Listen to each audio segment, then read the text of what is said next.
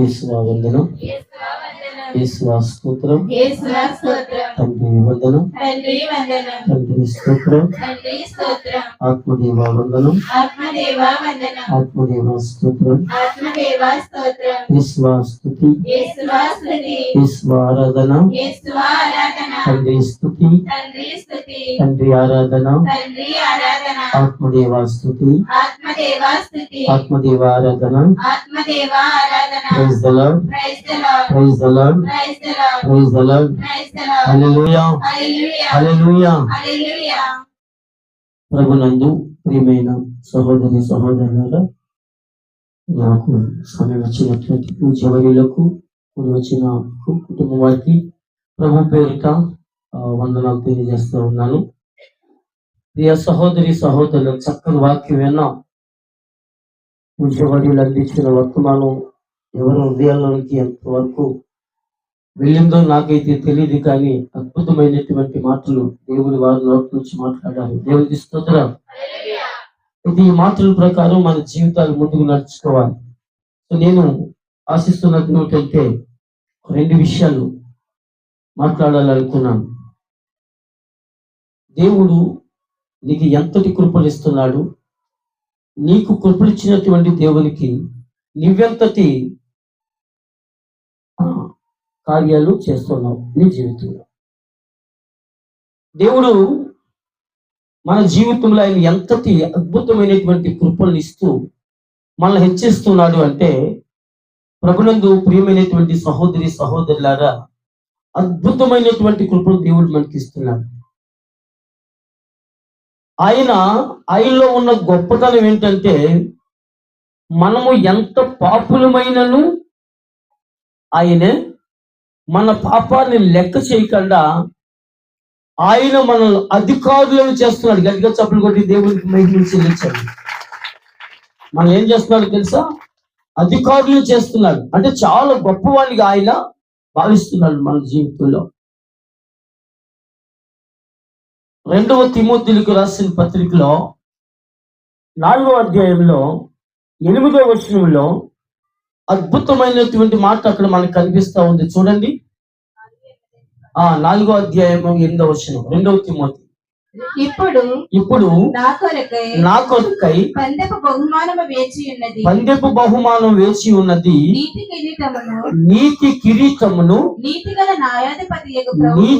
న్యాయాధిపతి అయిన ప్రభువు ఆ రోజున గట్టిగా చెప్పండి కొట్టి దేవుడికి. నీకు దేవుడు ఏం ప్రసాదిస్తున్నాడో తెలుసా? నీతి కిరీటాన్ని దేవుడు నీకు ప్రసాదిస్తున్నాడు. నీతి గల కిరీటాన్ని దేవుడు, నువ్వు ఆయన గుడికి రాకపోయినా, ఆయన మాట ప్రకారం జీవించకపోయినా, మన జీవితము ఎంత దౌర్భాగ్యంగా ఉందో తెలుసా? మన జీవితము ప్రభువులో ఎంత లోటు కలిగి ఉందో తెలుసా? ఆయన మనకు ఇంటి లోటు కలిగి ఉన్నా, మరి అందుకని అంత రాస్తున్న మాటలు ఏంటంటే, యెషయా గ్రంథంలో 1వ అధ్యాయం 1వ మాటలు చూస్తే, ఆ మాటల్లో మనం ఏ స్థితిలో ఉన్నాం అక్కడ కనపడుతుంది. దేవుడు యెరూషలేమును గూర్చి ఆమోసు కుమారుడు యెషయా చూసిన దర్శనములు ఇవి. యోధానైన ఉజ్జియా, యోతాము, ఆహాసు, హిజ్కియా రాజుల కాలములలో అతడి దృశ్యములను గాంచెను. ప్రభు ఇట్లు పలికెను, భూమి ఆకాశములారా, ఓ భూమి ఆకాశములారా వినుడు, నేను పెంచి పెద్ద చేసిన బిడ్డలే నా మీద తిరగబడిరి. ఒక్క మాట దేవునికి స్తోత్రం చెప్తామండి. ఇక్కడ వివరించుకోకపోతే బాగుంటే, నేను కయ్యి పెంచిన బిడ్డలే నా మీద తిరగబడుతున్నారు. నేను వారికి క్షేమాన్ని దయచేస్తుంటే, కావలసిన వాతావరణాన్ని, కావలసినటువంటి నీరు గాలి అంతటిని కూడా నేను సమకూరుస్తుంటే, అదంతా అనుభవించేసి నా గుడికి రాకుండా ఏం చేస్తున్నారు తెలుసా? వ్యర్థముగా వారి జీవితాలు గడుపుతున్నారు. నేను చెప్పిన మాట వినకుండా వారు ఏం చేస్తున్నారే? రహస్యముగా నన్ను బట్టి దాక్కుంటున్నటువంటి స్థితి వారికి కలిగి ఉంది. కానీ నేను రహస్యములు ఎరిగే దేవుడను. దేవుడికి స్తోత్రం. ఏమంటే దేవుడికి రహస్యం, మన రహస్యాలు తెలుసా? మనం ఏ మూలలో ఉన్నామో, ఏ అడవిలో ఉన్నామో, ఏ చెట్టు చాటున ఉన్నామో, ఎక్కడ తాకున్నామో తెలుసా? తెలీదా? తెలుసు. అన్ని దేవుడికి తెలుసు. దేవుడికి తెలియదంటూ లేదు. దేవుడు చూడట్లేదే అనుకున్న వాడికన్నా మూర్ఖుడు మరొకడు లేడు. దేవుడికి స్తోత్రం కనుక. దేవుడు నన్ను చూడట్లేదులే అనుకునే వాడికన్నా మూర్ఖుడు మరొకడు లేడు కదండి. పిల్లి ఏం చేస్తుందట? కళ్ళు మూసుకుని పాలు తాగుతాడు, ఎవరు చూడట్లేదు అనుకుంటుందట. ఈ లోపల యజమాని వచ్చి ఏం చేస్తాడు? నడ్డి మీద ఒకటి ఎరగొట్టేస్తాడు. దేవుని స్తోత్రం కదండి. నా దేవుడు అంటాడు కదా, ప్రభునందు ప్రియ సహోదరి సహోదరులారా, అద్భుతంగా ఆయన మాటలేంటో తెలుసా? ఇదిగో నేను కనిపించిన బిడ్డలే నేను చూడట్లేదేమో అనుకుని నా మీద తిరగబడి నన్ను హేళనగా చూస్తున్నారు. నా సన్నిధికి రాకుండా లోకంలో ఇష్టం వచ్చినట్లు తిరుగుతున్నారు. నేను ఒక చిన్న విషయం చెప్తాను, మీకు తెలుసు, మరొకసారి చెప్పాలని చెప్తాను. ఒక భార్య భర్తలు ఇదివరకు చెప్పాను ఈసారి. భార్య భర్తలట కూర్చుని ఆలోచించుకుంటున్నారట. ఒక ఆమె ఆ భార్య బయటకు వెళ్తే బయట ఉన్నటువంటి ఆడవాళ్ళు అందరూ అనుకున్నారట, నేను ట్రైన్ ఎక్కి విశాఖపట్నం వెళ్ళాను అని చెప్పుకుంటున్నారట. పాపం ఈ విన్న ఆవిడ ఎప్పుడు ట్రైన్ ఎక్కలేదట. ట్రైన్ అంటే ఏంటి అని అడిగిందట. ట్రైన్ అంటేనా పొడవుగా చాలా పొడవు ఉంటుంది, మన గొల్పలు తీసి ఎవరికి ఉంటుందంటే ఏంటి అది ఏం చేస్తుందంటే నడుస్తుంది పట్టాల మీద. ఎప్పుడు చూడలేదు కదా, అంత పెద్దది ఎలా నడుస్తుంది అని ఆశ్చర్యంగా అంటుందన్నమాట. లేదు ట్రైన్ అంటే అయితే ఒకసారి ఎక్కాలని పట్టుదల వచ్చేసింది ఆవిడకి. అలా ఆయనతో అంటుందట, ఏమండి ఒకసారి ట్రైన్ ఎక్కాలని ఉంది అని అన్నట.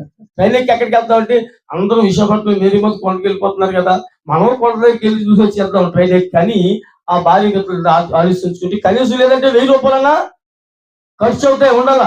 1000 రూపాయలు ఎక్కడికి వెళ్తాం, చేతిలో 1000 రూపాయలు ఉండాలా, సాధ్యకి ఎంత ఉండాలా అని. అంటే ఈవిడ ఏం చేసింది, ఆడవాళ్ళకి కొంత పట్టుదల ఎక్కువ కదా, ఎక్కడికో దిక్కెళ్ళి తెచ్చేస్తాను 1000 రూపాయలు, ముందు అర్జెంట్గా ట్రైన్ ఎక్కి ఊరు వెళ్ళాలని పట్టేసింది.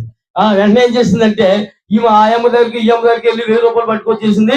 అదిగో 1000 రూపాయలు రెడీగా ఉన్నాయని జేబులో పెట్టేసుకున్నారు. సాధ్యకి వాళ్ళ దగ్గర డబ్బులతో టికెట్ తీసుకుని ట్రైన్ ఎక్కేశారు. ఎప్పుడు ట్రైన్ ఎక్కలేదు కదా, ట్రైన్ ఎక్కి దగ్గర నుంచి ఏం చేస్తుంది ఈవిడ, ఇలా పైకి అంతా చూస్తుంది అనమాట. ఎప్పుడు ట్రైన్ ఎక్కలేదు కదా, చాలా పెద్దగా ఉంది. నిజమే, వాళ్ళందరూ చెప్పింది చాలా కరెక్టే అని ఎలా చూస్తుందంటే, ఎలా చూసినప్పుడు అక్కడ ఎర్రగా ఒక చిన్న కర్రముక్క ఎలబడుతుంది. ఆవిడ అన్నదట, ఏమండి ఇంత అందమైన ట్రైన్లో పొలమొక్కెట్టిన అక్కడ ఎలగెట్టారు అన్నమాట. ఏమన్నది, ఇంత అందమైన ట్రైన్లో ఆ పొలముక్క అక్కడ ఎలగెట్టారు అడిగిందండి ఆయన. అలాగే అది లాగితే బండి ఆగిపోద్ది అంటే ఊరుకోండి, నేను ఎప్పుడు ట్రైన్ ఎక్కడంత మాత్రం ఇరుదల్లే కాపాడానా, నేను అది లాగితే ఇంత పెద్ద ట్రైన్ ఆగిపోద్దని పెట్టిందట. నేను ఇరుదల్లే కాపాడాను నీకు, మా పొలముక్క లాగితే ట్రైన్ ఆగిపోద్ది అంటే, లేదా బాబా అది ఆగిపోద్ది, అక్కడ కూడా రాసింది చూడు అంటే, నేను చదువుకోలేదు కదా నువ్వే చదువు అంటే, ఇదిగో ఇది ట్రైన్ లాగిన 500 రూపాయలు జరిమానా అని రాస్తుంది అని చెప్పాడట. 500 రూపాయలు జరిమానా, నేను నమ్మనని మొత్తానికి లాగి చూడాలి అన్నదట. లాగితే 500 కట్టాలన్న. అయితే ఈ దగ్గర 1000 రూపాయలు ఉన్నాయి కదా, నాకు ఒక 500, ఈ దగ్గర 500 పెట్టుకో, మొత్తం లాగేద్దాం, ఇంత ట్రైన్ అలా ఆగుతుంది చూడాలి ఆవిడ అని 1000 రూపాయలు సెల్కోకి 500 ఏం చేశారు, ఇద్దరు పని చేసుకున్నారు. ఈ నోట్లో ఉంటుంది కానీ లాగమంటే లాగేసింది. లాగితే ఏమవుతుంది, ట్రైన్ ఆగిపోయింది. ట్రైన్ ఆగిపోతే తీసి వచ్చేసాడు. ఎందుకు ఎక్కడమ్మా ఇక్కడ ఎవరు లాగారంటే ఎవరో చూసినా మేము లాగలేదు అంటారు. ఇప్పుడు ఈవిడ దగ్గరికి వచ్చి అడిగాడు, ఏమో చైన్ లాగమంటే మేము ఎందుకు లాగుతామండి, ఆ చైన్లు గట్ట లాగే వాళ్ళకి కంపడుతున్నా పెట్టాలి పోకడం చేసింది. పోకడం చేస్తే వాళ్ళ ఆయన ఏమంటాడు, ఆవిడ ఏమంటాడు అంటాడు, వాళ్ళ ఆయన కొంటాడు. ఎదురు మాట్లాడితే బాగుంటుంది ఏంటి, మేము లాగలేదు అన్నాడు. ఇద్దరు లాగకపోతే ఎవరు లాగారు అని చూస్తే ఎవరు లేరు అక్కడ. ఆ పైన ఎవరో ఒకరు పడుకుని ఉన్నాడు. ఏమయ్యా ఓయ్ ఏంటి చైన్ నువ్వు లాగావంటే ఆడు కళ్ళు అనుకుంటా అంటాడు కదా, నేనే లాగానండి సంకలు గుర్తేసుకుంటున్నాడు. ఎందుకని మనం 1000 రూపాయలు మన 1000 రూపాయలు ఎక్కడికి ఒకరు మన మనకాడే ఉన్నాయని సంకలు గుర్తేసుకుంటున్నాడు. ఏమయ్యా నువ్వు ఎందుకు లాగావంటే, ఇవి ఇద్దరు గొల్లపోలు ఎక్కారండి, నా జేబులో 1000 రూపాయలు తీసేసుకుని సెల్కోకి 500 దగ్గర చేసుకున్నారండి, నా డబ్బులు ఇవన్నీ కనిపెడుతున్నాడు పైనుండి. అప్పుడు టీసీ ఎదిగితే ఏమున్నాయి వాళ్ళ దగ్గర, సెల్కోకి 500 ఉన్నాయి, అవి 1000 ఆడికి ఇచ్చేసి దింపేయండి. దేవునికి స్తోత్రం. సరదాగా ఉన్నా కానీ నేను ఎందుకు చెప్తానే, మీ రహస్య కార్యాలను గుర్తించే దేవుడు ఉన్నాడు. గట్టిగా చెప్పలు కొడతామండి. మీ రహస్య కార్యాలు చూస్తున్నాడు దేవుడు, చూస్తున్నాడు సుమా. దేవుడు మిమ్మల్ని కనిపెడుతున్నాడు సుమా.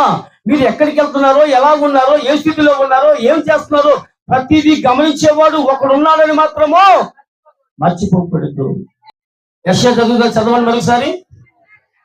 ఓ ఆకాశమా, భూమి వినుడి, నేను పెంచి పెద్ద చేసిన బిడ్డలే నా మీద తిరగబడిరి.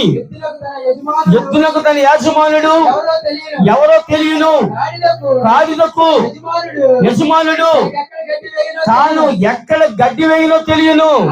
కానీ ఇశ్రాయేలీ అయినటువంటి ఈ ప్రజలకు ఏమీ తెలియదు. దేవునికి స్తోత్రం. ఏమో అక్కడి నుంచి ఇంకా రాలేదా? ఇంకా అక్కడే ఉన్నారా? వదిలేండి. సైతాన్ కూడా ఆ జోలికి వెళ్ళారు కనుక పడితే ఉదవడం. దేవునికి స్తోత్రం. హల్లెలూయా. ఏమంటున్నాడు చూసారా?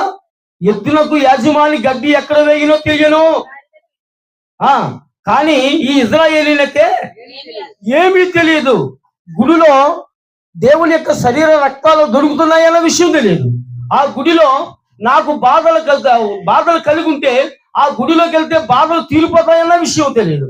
నేను కష్టంలో ఉంటే దేవుని సన్నిధికి వెళ్ళి ప్రార్థన చేసుకుంటే ఆ కష్టాలు తీరిపోతాయన్న విషయం కూడా ఈ బిడ్డలకు తెలియక జీవిస్తున్నాడు. నేనైతే ఏం చేస్తాను, వారు ఎంత తప్పు చేసినా, వారు ఎంత దేవుని సన్నిధికి రాకపోయినా, వారు నన్ను ఎంత గుర్తించుకోకపోయినా నేనేం చేస్తున్నాను తెలుసా? వారికి మాత్రమే నీతిగల కిరీటాన్ని ధరింపజేస్తున్నాను. ఏం కిరీటం అండి? నీతిగల కిరీటము. ఏంటో తెలుసా? ఆ దారిని పోతుంటేనే ఈమె చాలా మంచిది, ఈమె చాలా ఉత్తమరాలు, ఇతను చాలా మంచివాడు, మంచి కార్యాలు చేస్తాడు, 10 మందికి ఉపయోగపడతాడు అనేటువంటి నీతి కిరీటాన్ని నీకు నేను ప్రసాదిస్తున్నాను. కానీ ఈ ప్రజలు ఏం చేస్తున్నారే? నన్ను గుర్తించడం లేదు. నేను వీరికి ఎక్కడ మేత వేస్తున్నానో గుర్తించట్లేదు, వీరికి భోజనం ఎలాగొస్తుందో గుర్తించట్లేదు, వీరు 3 పూటలు ఎలా తింటున్నారో. ఎలా తింటున్నామండి? రెక్కలు ముక్కలు చేసుకుంటున్నాం కాబట్టి తింటున్నామండి అంటున్నారేమో. ఆ రెక్కలు ముక్కలు అవ్వకుండా కాపాడబడి దేవుడి గడిగా చప్పుడు కొడతామండి.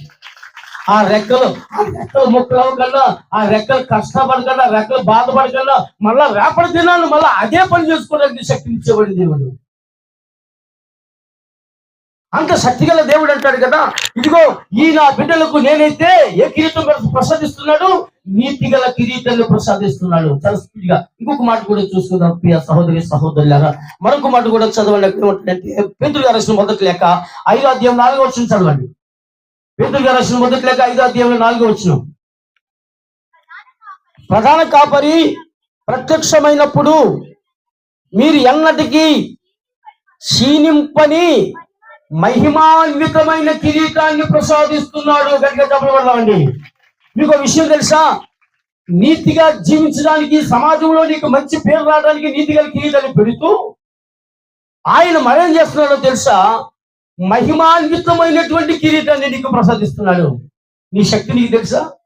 నువ్వు ప్రార్థన చేస్తే ఇతరులు రోగం వద్దు. నీ శక్తి నీకు తెలుసా? నువ్వు మోకరించి కన్నీరు బట్టి దేవుణ్ణి అడిగితే, ఏది అడిగితే నీలో నుంచి ఆ మహిమలు దేవుడి బయలుకి ఇస్తారు. దేవుడి స్తోత్రం. అద్భుతాలు. ఈవిడికి ఇది ఎలా సాధ్యమైందమ్మా అని చెప్పుకునేంత మహిమ గల కిరీటాన్ని దేవుడు నీకు ప్రసాదిస్తున్నాడు.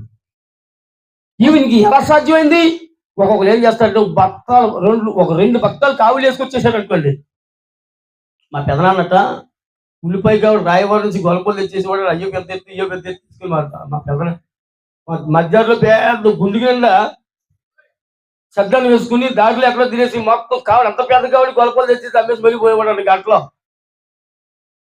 అంత శక్తి ఒకటంటానే, అంత శక్తి, అంత మహిమగల శక్తిని దేవుడు ఒక్కడు మాత్రమే ఇవ్వగలడు. దేవుడి స్తోత్రం. మనకిస్తున్నాడటండి మహిమాన్వితమైన కిరీటాన్ని మీకు నేను ప్రసాదిస్తున్నాను. మీరు అద్భుతాలు చేయగల శక్తి గల కిరీటాన్ని మీకు నేను ప్రసాదిస్తున్నాను. మీరు ప్రార్థన చేస్తేనే రోగములు నయమైపోతాయి. మీరు ప్రార్థన చేస్తేనే దెయ్యాలు పారిపోతాయి. మీరు ప్రార్థన చేస్తేనే గర్భం లేని వారికి గర్భఫలాలు దొరుకుతాయి. మీరు ప్రార్థన చేస్తేనే మీ కుటుంబంలో మీ బిడ్డలు అనేకమైన అద్భుతాలు చేయగలుగుతారు. యవనస్తులు ఏం చేస్తారే? ప్రవచనాలు పలుకుతారు. అంతటి మహిమగల కిరీటాన్ని నేను మీకు ప్రసాదిస్తున్నాను. కానీ నేను కనిపించిన బిడ్డలే వారు నేను ఏమి చేస్తున్నానో మర్చిపోయి తిరుగుతున్నారు.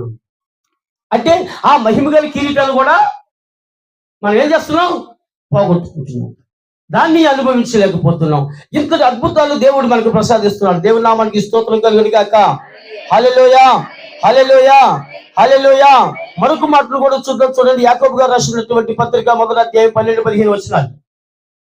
యాకోబు గారు రాసిన పత్రిక 1వ అధ్యాయంలో ఆ 12 నుంచి వచనాలు చదవండి. శోధనకు గురి అయినను విశ్వాసము కోల్పోని వ్యక్తి ధన్యుడు, ఏలయనా పరీక్ష యందు అతడు ఉత్తీర్ణుడగుటలో అతనికి జీవ కిరీటమును ప్రసాదించదను. ఇదే కిరీటం అండి. చూడండి, ఇలాంటి కిరీటాలే నా దగ్గర 26 కిరీటాలు ఉన్నాయి. దేవునికి స్తోత్రం కలుగును గాక. ఎన్ని కిరీటాలు? ఇది 3వ కిరీటం అన్న. దేవునికి స్తోత్రం కలుగును గాక. దేవుడు అంటాడు కదా, పరీక్ష యందు అతడు ఉత్తీర్ణుడగునట్లంటే నీవు దేవుని పరీక్షలో నువ్వు బాధ కలిగి ఉన్నావు. యోబు ఉన్నాడు కదా, యోబు ఆయన పరీక్షలో, పరీక్ష అంటే యోబుకి అది పరీక్షనే కదా, యోబుకి పరీక్షే. ఆయన పరీక్షలో ఉత్తీర్ణుడై ఏం చేశాడో తెలుసా? జీవము గల కిరీటాన్ని సంపాదించుకున్నాడు. దేవునికి స్తోత్రం. జీవము గల కిరీటాన్ని అంటే ఇంకా సైతాన్ని ఓడిపోయి ఇంకా ఆయనకు పరలోకమే శరణముగా జీవాన్ని దేవుడు ప్రసాదించాడు. ఆ జీవము గల, చనిపోతాను అనుకునేటువంటి యోబు జీవము గల వాడయ్యాడు. మనం అంటాం కదా, మంచం పడేసింది, సాగు కొంపు పడేసింది, కానీ బ్రతికేసిందిరా అంటే దేవునికి స్తోత్రం. బ్రతికేసింది అంటాం కదా, అంటే అర్థం ఏంటి తెలుసా? జీవము గల కిరీటము. నువ్వు పరీక్షలో ఉత్తీర్ణుడు అయ్యావు. దేవుడు సైతాన్ని నేను పరీక్ష పెడితే ఆ పరీక్షలు పెడతాడు. దేవుడు పెడతాడా? దేవుడు పెడతాడా? పరీక్ష ఎప్పుడు కూడా దేవుడే పెడతాడు, దేవుడు పెట్టాడు. దేవుడు స్తోత్రం కనుక కాదు, అవకాశం దేవుడు సైతానికి ఇస్తాడంతే. అవకాశం ఇస్తాడు. నా కుమారుడు నాతోటే ఉంటాడు, ఏదో చేసుకోవాలి యోగుకి అంటాడు కదా. మీకు జీవము గల కిరీటాన్ని నేను ప్రసాదిస్తాను. దేవుని నామానికి స్తోత్రం చెప్పండి. ప్రభునందు ప్రియమైన సహోదరి సహోదరులారా, ఇన్ని కిరీటాలు దేవుడు నీకు ప్రసాదిస్తుంటే, మహిమలు చేసే కిరీటాన్ని దేవుడు నీకు ఇస్తూ ఉంటుంటే, శాశ్వతమైన కిరీటాన్ని దేవుడు నీకు ఇస్తుంటే, జీవము గల కిరీటాన్ని దేవుడు నీకు ఇస్తూ ఉంటుంటే, నీవేమో దేవునికి నువ్వేం ప్రసాదిస్తున్నావు? నీ ఎటువంటి స్థితిని నువ్వు దేవునికి ప్రసాదిస్తున్నావు?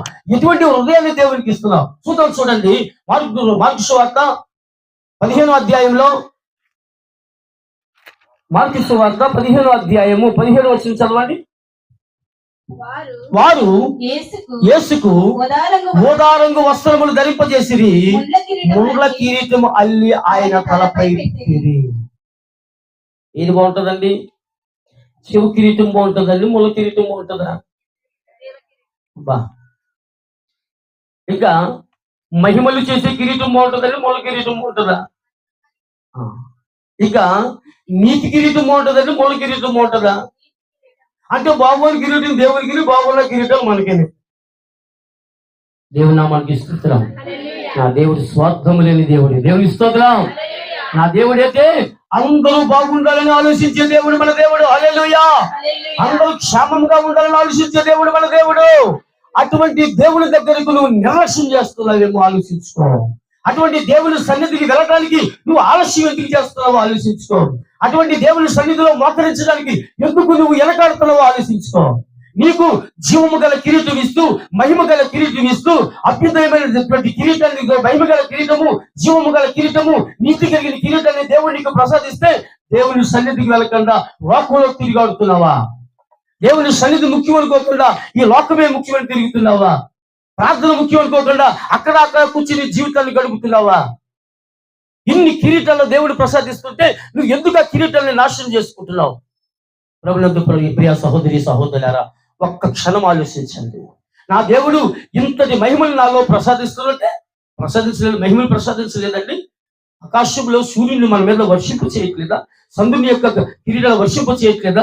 ఎవరి సొంతం అండి? సూర్యుని నుండి వచ్చేటువంటి వెలుగులు అనుభవించడానికి నువ్వు అంతటి ఎంతటి వాడవు? ఆయన ప్రసాదిస్తేనే కదా మనం అనుభవిస్తున్నాము. అవన్నీ ఆయన చేతుల్లో ఉన్నాయే కదా.